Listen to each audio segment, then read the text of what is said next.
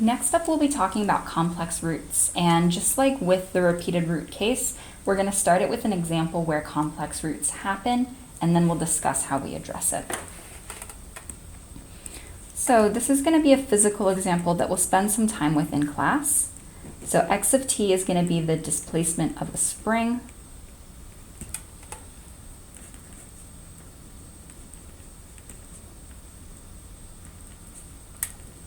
I just drew a picture of it so I know when to stop writing. So it's the displacement of a spring with mass m equal 1 over 16 and spring coefficient k equal 4. And we're going to be displacing that spring from its equilibrium, or from where it rests when you haven't pulled on it, or when you've pulled on it and then waited a long time for it to stop moving.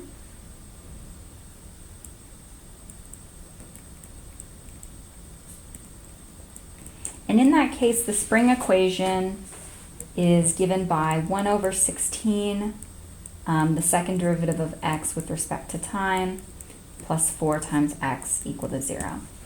And so in this case, we've switched variables like we sometimes do for these application problems.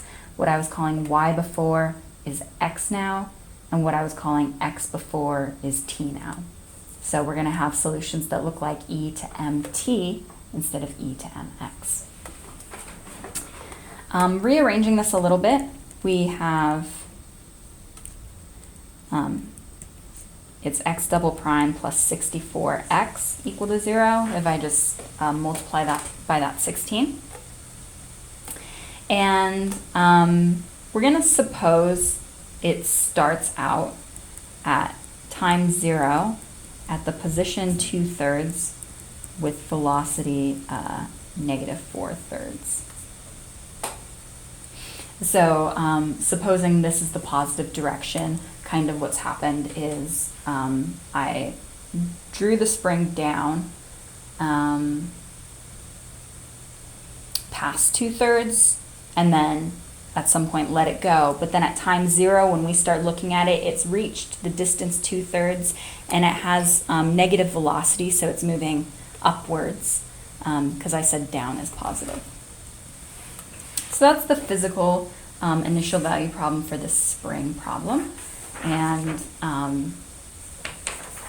you know, similar to the chain falling through a hole in the table, I've not encountered many springs with boxes attached that I would care to model, but springs I know are good models for lots of things. So, supposing we wanted to find what x is, we would follow the process we've been doing in all these videos. We say, okay, x is e to mt. I'm careful to use the name of the variable here and then use whatever that independent variable is inside the exponent. I know it's tough when we mix things up in these applications. And I take my derivatives as usual. X prime is m e to mt, and x double prime is m squared e to mt. So 0 equal to x double prime plus 64x is going to become m squared e to mt plus 64 e to mt.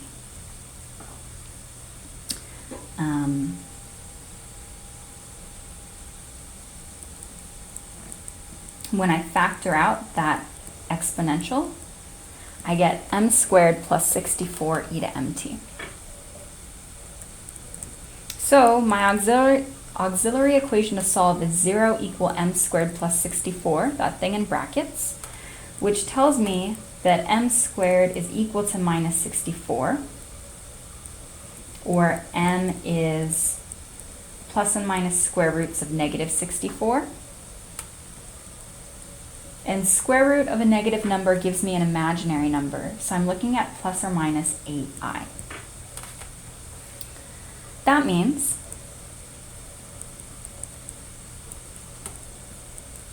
that when I take my solution and write C1e plus C2e, I would get C1e to 8i times t plus C2 equal to minus 8. Sorry, not equal. C2 e to the power minus 8it. And that function isn't going to be easy for us to physically interpret. So I care about how the spring moves in time. And if you tell me it moves with exponential 8i, I don't know what movement imaginary number means, so this doesn't really help me a lot. And that takes us to the second set of rules. I'm going to be moving to the next page in a second to write those rules down. Pause if you need a break. But the second set of rules that's going to help us out when something odd happens in this type of problem, and it's going to be how we handle imaginary roots.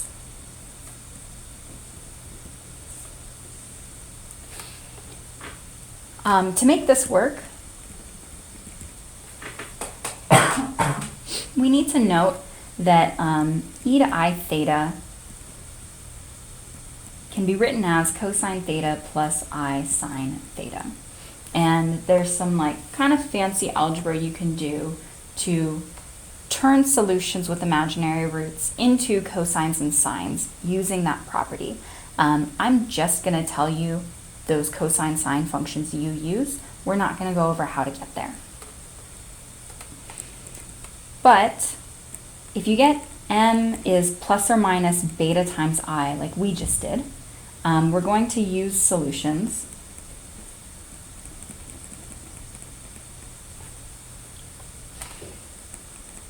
Cosine beta x and sine beta x for our problem. And at the end of going through this little blurb, we'll go back and fix our solution so it looks the way it's supposed to. The other option for an imaginary number is that it's complex. It has imaginary and real parts. So if we have m equals alpha plus beta I, where alpha is a real number and beta I is imaginary,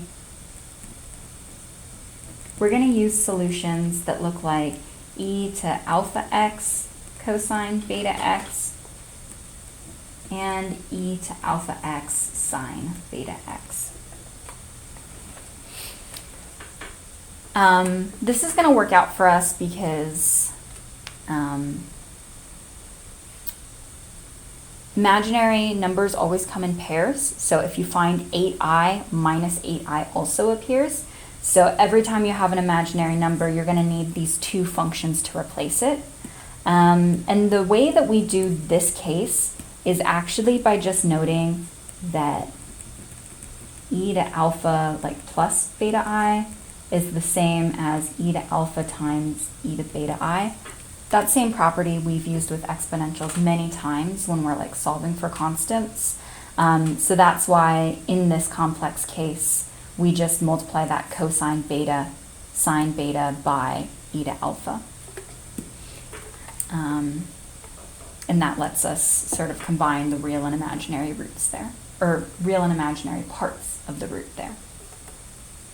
There's a little bit more I want to write about below this. But real quick, I'm just going to flip back so we can have a satisfying answer to our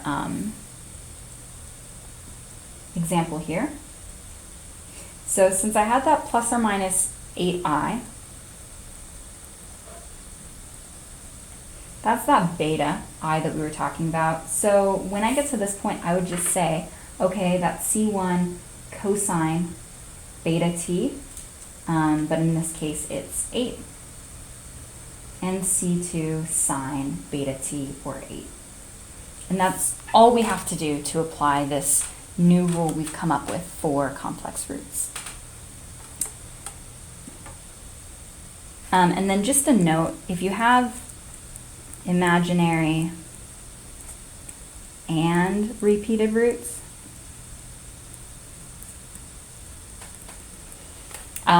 you're going to combine the two rules we learned in the way I think you'd expect. So if m equals alpha plus or minus beta I is repeated p times, we're going to use this very long list of solutions. But when we have the imaginary number, we decide, okay, we're going to start with e to alpha x. Oh, I always listed cosine first. I better do that again. Cosine beta x and e to alpha x sine beta x. And just to be clear, that beta x is the input to cosine and sine. That deals with the imaginary part. And then to deal with the repeated part, I just multiply by x until I have enough solutions. So now I have x e to alpha x cosine beta x e to alpha x sine beta x.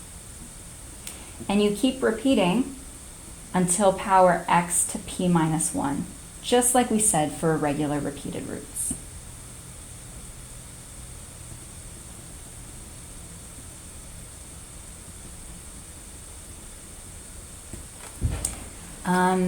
And then that's the last thing that we really need to know to address all the types of problems we'll have here. So with the rest of the videos, we're going to be talking more about the spring example and the cool behaviors that can come out of it.